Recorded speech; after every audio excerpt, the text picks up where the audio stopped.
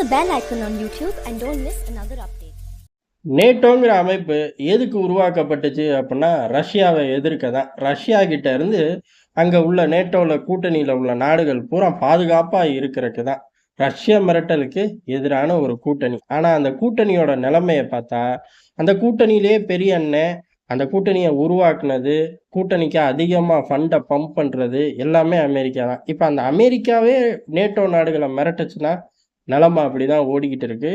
எல்லா நேட்டோ நாடுகளும் உக்ரைன் யுத்தத்துக்கு உதவிகள் செஞ்சார்கள் அப்படின்னாலும் அது பெரிய அளவு இவ்வளவு கொடுக்கணும் அப்படின்னு சொல்லுவாங்க. ஆனா அவ்வளவு கொடுக்கலாம் தேவையில்ல. அவங்கவுங்க இஷ்டத்துக்கு கொடுத்தா போதும், இருக்கிறத சமாளிச்சுக்குவாங்க. மற்றெல்லாம் அமெரிக்கா, அதுக்கடுத்து பிரான்ஸு, ஜெர்மனி, இப்படி பட்டியல் போய்க்கிட்டே இருக்கும்.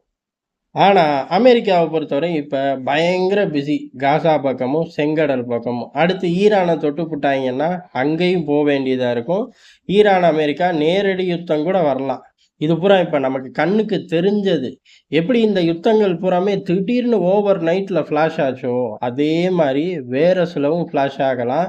அப்படி ஃபிளாஷ் ஆகும்போது அமெரிக்காவோட முழு கவனமும் அங்கிட்டு தான் போகும், நேட்டோவை நோக்கி இருக்காது. இதைத்தான் ஜெர்மனியே பயந்து போய் தனியாக அவங்க ஏஜென்சி மூலியமா கசிய விட்டதெல்லாம் நம்ம விரிவாக பார்த்தோம். இப்போ அமெரிக்கா என்ன பண்ணுது அப்படின்னா, இவனுங்களை அப்படியே நம்ம அம்போன்னு விட்டுட்டு போனோம்னா நம்ம ஹோல்டை விட்டு போயிடுவாங்க. ஏற்கனவே இவனுங்க ஹோல்டே இல்லை. கடைசி நேரத்தில் சட்டையை பிடிச்சி இழுத்துட்டு போயிடுறோம். எங்கே போகிறோமோ அந்த இடத்துக்கு நாய்க்குட்டி மாதிரி கூட்டிகிட்டு போயிடுறோம்.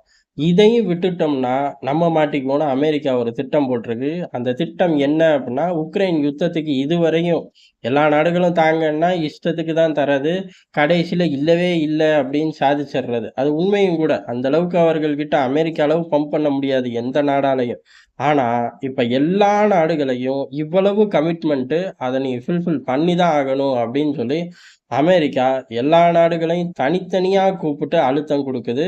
ஒட்டுமொத்த நேட்டோவில் உள்ள நாடுகளும் இவ்வளவு உங்கள் பங்கு இவ்வளவு, அதை நீங்கள் உக்ரைனுக்கு கொடுக்கணும், இந்த காலக்கெடுக்குள்ள இந்த ஷிப்மெண்ட் போயே ஆகணும் அப்படின்னு சொல்லி ஒவ்வொரு நாட்டையும் கட்டாயப்படுத்துது. அந்த ஃப்ளோ சார்ட் படி தான் ஒர்க் பண்ணணும், டிஃபென்ஸை கொண்டு போகணும்.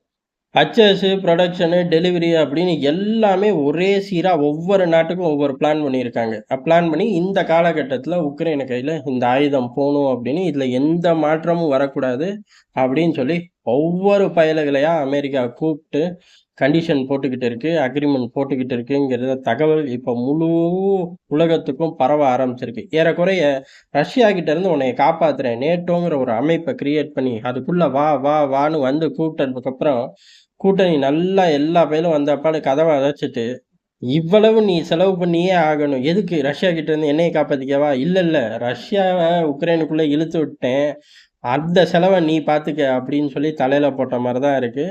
எல்லா நாடுகளும் கொஞ்சம் அதிர்ச்சி தான். என்னடா இந்த விவகாரம் ஸ்லோவாகுது, விட்டு ஒழிச்சிட்டு வேற வேலையை பார்க்கலாம் அப்படின்னா அமெரிக்கா இப்போ இப்படி கட்டாயப்படுத்தி கேட்க ஆரம்பிச்சிருக்கே, இதை எப்படி கொண்டு போறது அப்படின்னு பெரிய அளவில் தவிக்கிறார்கள்.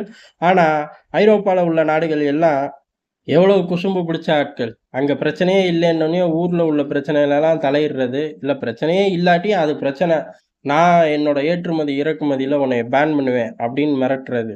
அந்த பயலுகளுக்கு இதுவும் தேவை, இன்னமும் தேவை.